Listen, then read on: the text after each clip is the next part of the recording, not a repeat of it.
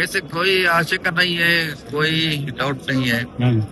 जो हमारे 5 कैंडिडेट है 5 जीतेंगे। कितना हमारे पास संख्या है, जितवाने के लिए कितना चाहिए मत हमारे पास है।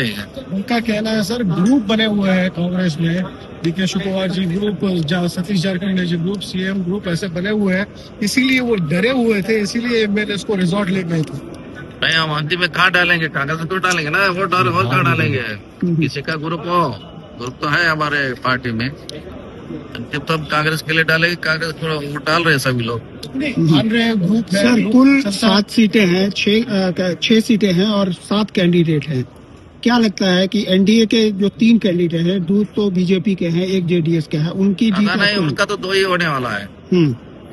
सर आप किस तरह देखते हैं, राहुल गांधी लगातार नीट के ऊपर प्रश्न उठा रहे हैं, नीट में जो हुआ पेपर लीक उसको लेकर, लेकिन अब गिरिराज सिंह जी जो यूनियन मिनिस्टर है उनके रहे हैं, ये देश को तोड़ने की काम कर रहे हैं राहुल गांधी लगातार, इस तरह देश में अनरेस्ट पैदा करना चाहते हैं। और कैसा अगर पेपर लीक हुआ, किसी का भविष्य जा रहा है, लगभग 20 लाख लोगों की भविष्य जाएगा, वो चाहिए का ये चाहिए राजनीतिक।